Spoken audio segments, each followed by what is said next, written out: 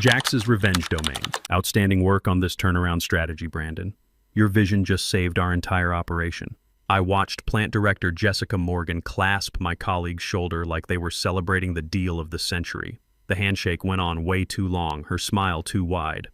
Brandon leaned back in that conference chair with this relaxed confidence that made my jaw tighten. 12 people in that executive meeting room. Every single one of them looking at him like he'd just pulled our automotive parts plant back from the brink of closure. And maybe he had, if you asked him. If you asked anyone in that moment. But I knew different. My name is Steve Patterson, I'm 48 years old, and that was the day I stopped letting other people take credit for my work. 4 months. That's how long I'd spent rebuilding their production efficiency model from scratch. 4 months of 12-hour days while Brandon left every Friday at 3 for his networking events. 4 months of running lean manufacturing calculations until my brain felt fried, of finding the bottlenecks in our assembly process that were bleeding money faster than anyone wanted to admit, of mapping out a step-by-step approach to stop the waste and actually turn our numbers around. The data was mine. Every single calculation, the workflow optimizations showing which stations to eliminate and which to upgrade, all mine. The equipment maintenance schedules that would save us from another catastrophic breakdown, mine. The risk analysis that identified which suppliers were causing delays, mine. I'd even color-coded the implementation timeline so the executives could follow along without getting lost in the technical details. Brandon had contributed exactly 2 things, his MBA vocabulary and his ability to show up on time to meetings. Thank you, Jessica. I really appreciate the recognition, Brandon said. His voice had this humble quality, like he was trying not to brag but couldn't help feeling proud. I waited 5 seconds. 10. 15. He didn't mention my name. Didn't even glance in my direction. Jessica moved on to the next agenda item, still talking about Brandon's innovative thinking. Someone else chimed in about his strategic vision. Another executive mentioned how impressive it was that he'd identified inefficiencies their entire leadership team had missed. Brandon just nodded along, soaking up praise for work he couldn't have done if someone handed him a wrench and pointed him toward the assembly line. I sat there watching this whole thing unfold, like I was outside my own body. The meeting wrapped up. People started gathering their things, shaking hands, making small talk about weekend plans and the upcoming holiday shutdown. Brandon stood up, adjusting his tie, chatting with one of the VPs about some industry conference he'd be attending. I reached up and unclipped my company badge. The plastic was warm from being against my shirt for the last 3 hours. I set it down on the conference table right between the coffee, cups someone had forgotten to clear, and the stack of printed reports I'd prepared. Then I stood up. I'm done here. Effective immediately. The room didn't go silent. That's not what happened. But people stopped mid-sentence. The VP Brandon was talking to looked over at me with this confused expression like I'd started speaking another language. Jessica took a step toward me. What are you talking about, Steve? I'm resigning right now. I'll send you something in writing by end of day, but consider this my official notice. Brandon finally looked at me, really looked, and I saw it there in his expression, this flicker of panic he tried to cover up real quick. Let's talk about this outside, Jessica said, already moving toward the door. There's nothing to talk about. I walked out, just turned and left while they all stood there trying to figure out what had just happened. I didn't storm out, didn't make a scene, just walked at normal pace through the plant floor, past the assembly stations. I'd spent months analyzing, past the operators who'd gotten used to seeing me with my stopwatch and clipboard, got in my truck and drove home. Jessica started calling within 30 minutes. Then the calls turned into texts. I let the first few go to voicemail, but by the 15th attempt, I picked up just to make it stop. You're overreacting, she said. No hello, no asking if I was okay, just straight into telling me I was wrong. Brandon was just accepting praise for the team. That's what project leads do. Project leads, I repeated. Brandon's a project lead now? You know what I mean. He was representing the work you both did. Both did. Jessica, tell me one thing Brandon contributed to that turnaround plan besides spell-checking the cover page. Silence long enough, I thought the connection dropped. It's more complicated than that, she finally said. Brandon has relationships with corporate. They trust his presentations. That matters in these situations, so I do the work and he gets the applause because people like his PowerPoint skills better? That's not what I'm saying. Then what are you saying? More silence. Then, sleep on it. Don't make any rash decisions. We can figure this out Monday. I hung up. Here's what nobody tells you about quitting in a moment like that. The rest of your day feels strange. I went home and sat in my garage for an hour, not working on anything, just sitting there thinking about every other time something like this had happened. Smaller versions of it. Brandon taking my process improvements in team meetings and rephrasing them like they'd just occurred to him. Brandon's name appearing first on efficiency reports I'd written 90% of. Brandon getting invited to corporate strategy sessions while I stayed late troubleshooting equipment failures that had both our signatures on the maintenance logs. The pattern had been building for months, maybe years. I'd been telling myself it didn't matter, that the work spoke for itself, that eventually people would notice who was actually producing results. But they hadn't noticed. They just kept promoting Brandon. I thought about the time I'd developed a new preventive maintenance schedule that reduced downtime by 15%. Brandon had presented it to the regional managers as our team's innovation. I thought about the supplier evaluation process I'd created that saved us $200,000 in the first quarter. Brandon had taken the lead in explaining it to corporate, never once mentioning that I'd spent 6 weeks analyzing vendor data. That weekend I updated my LinkedIn profile, not with some angry post about what happened. Nothing like that. Just quietly updated my experience, my certifications, the specific manufacturing improvements I'd implemented. I made sure every lean process optimization I'd developed was listed under my name with details about cost savings and efficiency gains. I added the automotive supplier network optimization that increased throughput by 22%. The assembly line reconfiguration that reduced material handling time by 40 minutes per shift. The quality control checkpoint system that cut defect rates from 3.2% to 0.8%, all documented with exact numbers, exact timelines, exact results. Monday morning, I woke up to 6 messages from people I'd never met. Plant managers at different automotive suppliers, operations directors from manufacturing companies I'd heard of but never worked with. They'd seen my profile updates, they'd heard about the turnaround methodology I'd built, and they wanted to know if I was available to help with their struggling operations. At first I thought maybe Jessica had sent them my way as some kind of peace offering, but when I talked to the first one, he mentioned he'd been trying to track me down for weeks after hearing about my work through industry contacts. "We've got a similar situation," he told me. A plant manager from Michigan, voice tired but hopeful. Plant that expanded too fast, hemorrhaging money on inefficient processes, equipment that's not talking to each other, operators working around problems instead of fixing them. "I heard you're the guy who knows how to fix this kind of thing." "Where did you hear that?" "People talk. Your methodology's been making the rounds in our supplier network. Everyone wants to know who built it. We're not looking for another consultant who's going to give us a fancy presentation and disappear. We need someone who understands how production actually works." Not Brandon's name, mine. The second call was from Ohio, a stamping plant that was losing money on every part they produced. The third was from Tennessee, an assembly operation that couldn't figure out why their cycle times kept increasing even with new equipment. By Wednesday, I had 8 different automotive suppliers asking me to consult on their failing operations. They didn't want someone to just patch problems. They wanted someone who could look at a broken production line and rebuild it from the ground up. That was my specialty, the thing I'd gotten good at over 22 years of actually working on plant floors, not just reading about them in business school. I started saying yes. 1 project at first, then 2 at once, then 5. The work was intense, but in a different way than before. Instead of spending months on a single plant while someone else got celebrated for it, I was spending 3-4 weeks on each one, getting paid what I should have been making in 6 months, and getting thanked by the actual decision makers who knew exactly who'd done the work. The Michigan plant was bleeding $50,000 a month on material waste.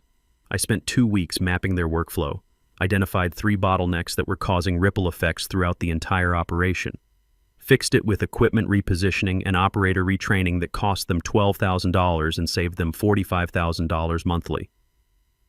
The plant manager shook my hand and said it was the best money they'd ever spent. The Ohio stamping operation was running at 60% efficiency because nobody had bothered to optimize their die changeover process. I redesigned their setup procedures, reduced changeover time from 90 minutes to 35 minutes. Their productivity jumped 25% in the first month. Jessica kept trying to reach me, less frequently as the weeks went on, but still she'd send messages asking if I'd reconsider, saying they really needed me back. that things weren't running as smoothly without me. The efficiency numbers I'd projected weren't materializing. The implementation was falling behind schedule. I didn't respond. Brandon tried exactly once. A single text that said, "Hope there's no hard feelings. You're really talented, and I'm sure you'll do great things." I stared at that message for a long time. 22 years of experience reduced to really talented. Like I was some promising junior engineer he was encouraging. I blocked his number. But here's what Brandon didn't understand. What none of them understood. I wasn't angry anymore. I was grateful. Getting forced out was the best thing that could have happened to me. I'd been playing their game, hoping someone would notice my work, waiting for recognition that was never going to come. Now I was playing my own game. 7 weeks after I walked out of that executive meeting, my situation had completely changed. I was working with 15 different manufacturing operations, making more money than I'd thought possible, getting recognized by name when I walked into plants. People listened when I talked. Nobody interrupted me to rephrase what I just said. Nobody's name appeared on my work except mine. I had business cards that said Steve Patterson, Manufacturing Efficiency Consultant, my own letterhead, my own contracts, my own rates. When plant managers called me, they weren't calling Brandon's assistant or going through Jessica's approval process. They were calling me directly because they'd heard my name specifically mentioned by other plant managers who'd seen results. And then Jessica's name showed up on my phone again. Different time this time, late evening on a Wednesday. I almost didn't pick up, but something made me curious. Maybe it was the timing. Plant managers don't call at 8 p.m. unless something's really wrong. We need help. Her voice sounded strained, tired. The efficiency numbers are getting worse. Corporate wants you back. Name your price. I let that sit in the air for a moment. Imagined her in her office, probably stressed, probably desperate, probably getting pressure from above about why the turnaround strategy wasn't working. What happened to your brilliant strategist? The pause that followed told me everything I needed to know. He couldn't replicate the results. Replicate? That's an interesting word choice. Steve, listen, I know how this looks. Do you? Because from where I'm standing, it looks like Brandon took applause for work he couldn't actually execute. And now you're in trouble because you believed him. Corporate is asking questions. They want to know why the implementation isn't matching the projections. They're asking specifically for you, by name. Of course they are. Because executives aren't stupid. They can tell the difference between someone who understands manufacturing and someone who's just presenting charts. The efficiency gains we projected aren't happening. The cost savings you calculated, they're not materializing. Equipment downtime is actually getting worse, not better. Because he didn't create it, I said. That's why he couldn't replicate the results. You can't execute something you never understood in the first place. Jessica made this sound, half sigh, half groan. Please. We're hemorrhaging money. The corporate team is panicking. I'm being told to fix this or they're replacing me. The board wants answers. Your methodology was supposed to save us. But without you here to implement it, it's falling apart. My methodology is fine. Your execution is the problem. Then come back and execute it. Whatever you want, whatever it takes. I sat down in my home office, phone pressed to my ear, thinking about all those times I'd watched Brandon get praised for my work. All those times I'd swallowed my frustration and told myself to just keep my head down and produce good results. All those times I'd convinced myself that eventually someone would notice who was actually doing the work. But this was different. This wasn't about recognition anymore. This was about leverage.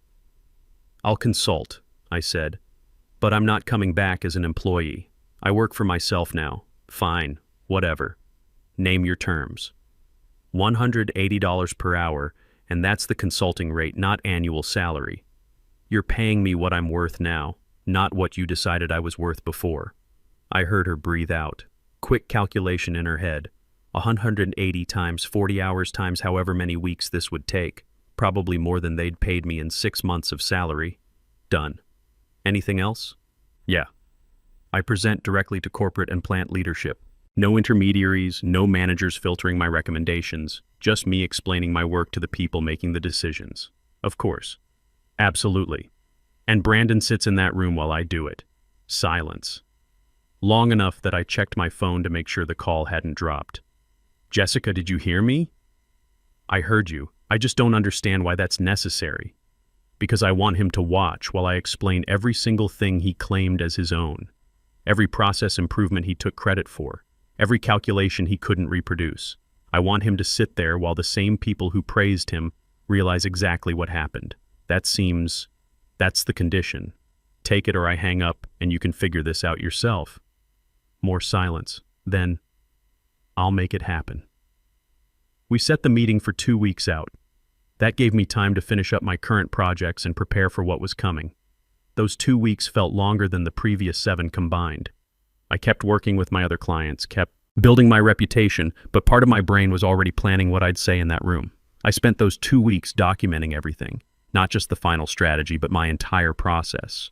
The initial plant walkthrough where I'd identified the bottlenecks, the time studies I'd conducted on each assembly station, the supplier analysis that revealed which vendors were causing delays, the maintenance schedules I'd developed, the training protocols I'd written, every email I'd sent, every revision I'd made, every late night I'd spent running calculations while Brandon was at his networking events. I had timestamps, version histories, documented conversations, a complete record of who had actually done the work.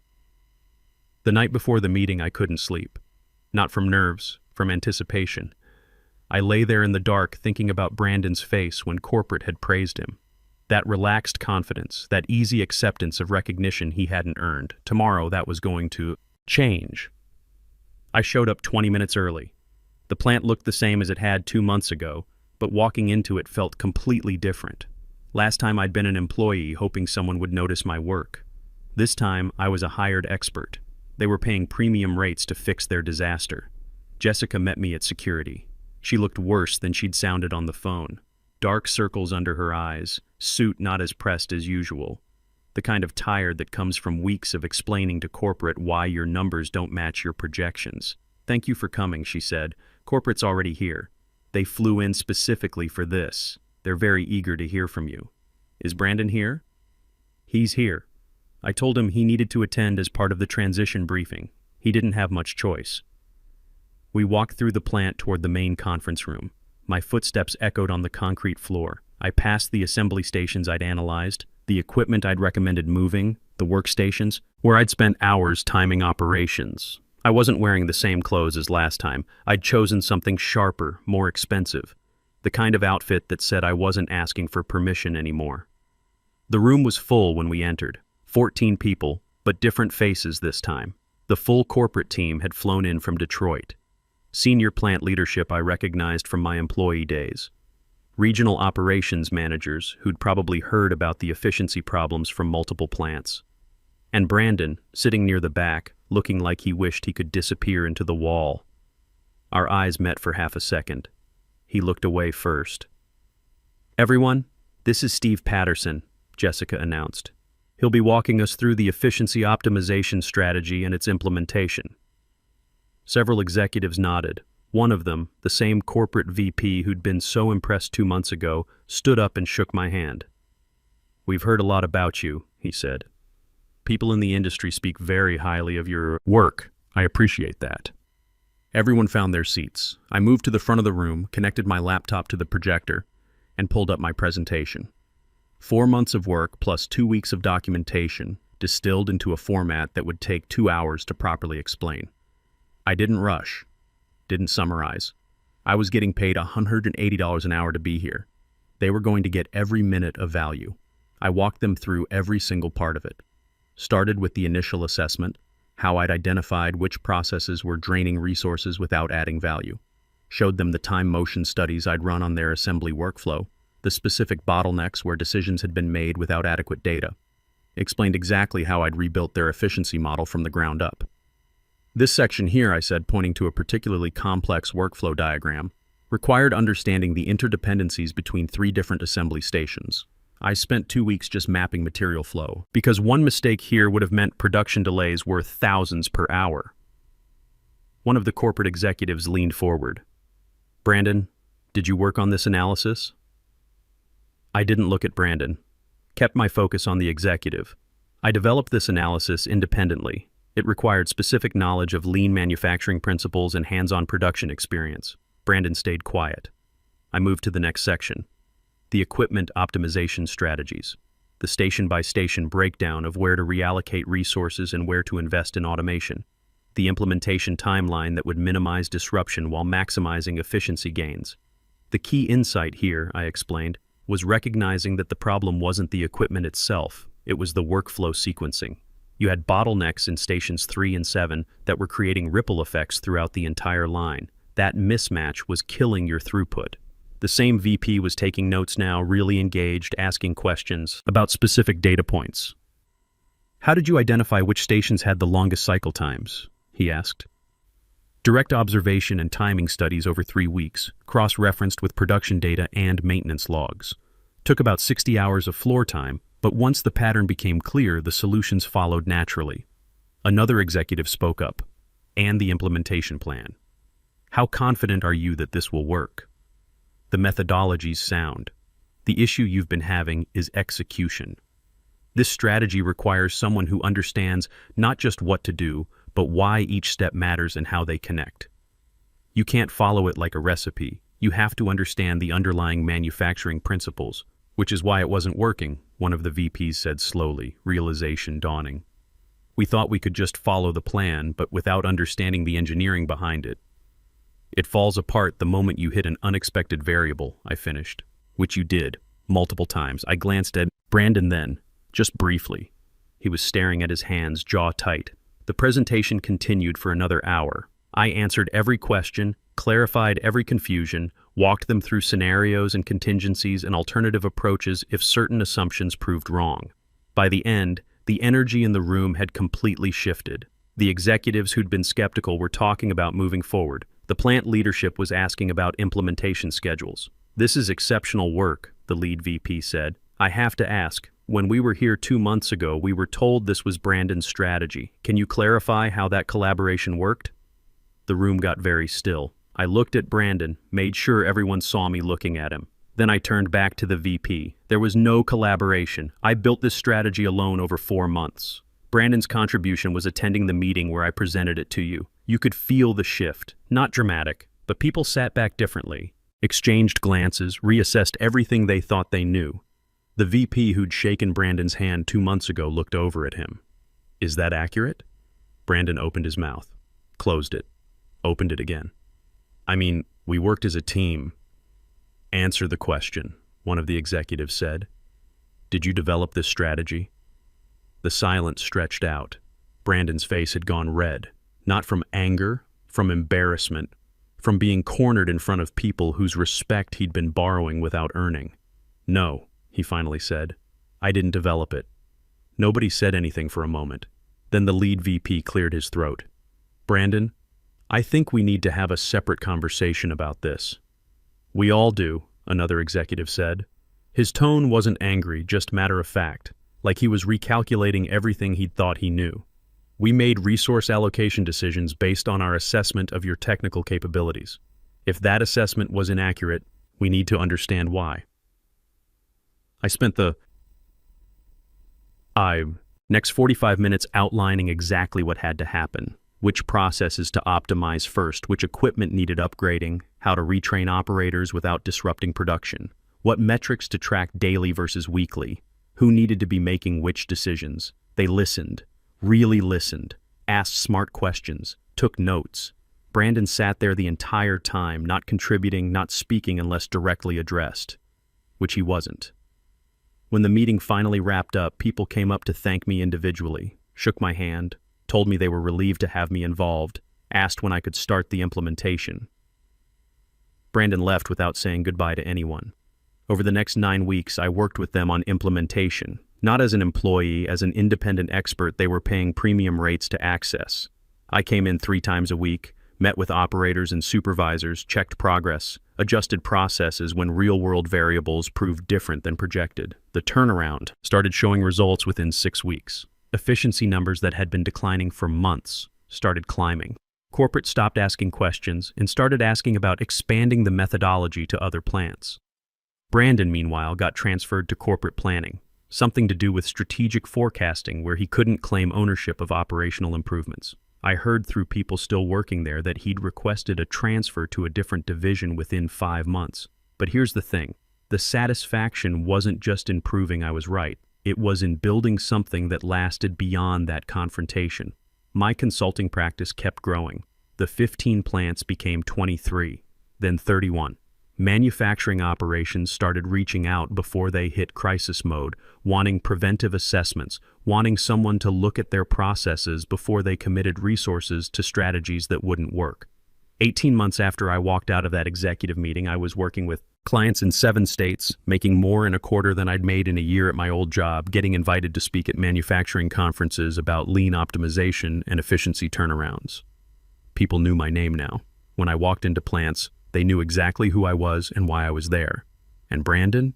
Last I heard, he took a position at a smaller operation in a different state. Somewhere his reputation hadn't followed him. The industry's smaller than people think. Word gets around. Your work has to be undeniably yours. Looking back now, I realized that walking out that day wasn't just about Brandon stealing credit. It was about finally valuing myself enough to demand what I was worth. At 48, I learned something I should have figured out 20 years earlier. Nobody's going to fight for your recognition harder than you will. If you're reading this and you're in your 40s or 50s, thinking it's too late to start over, thinking you're stuck where you are, you're not. The skills you've spent decades building, the knowledge you've accumulated, the problems you know how to solve, those have value, real value. Don't let anyone convince you otherwise. Sometimes the best revenge is simply refusing to accept less than you're worth.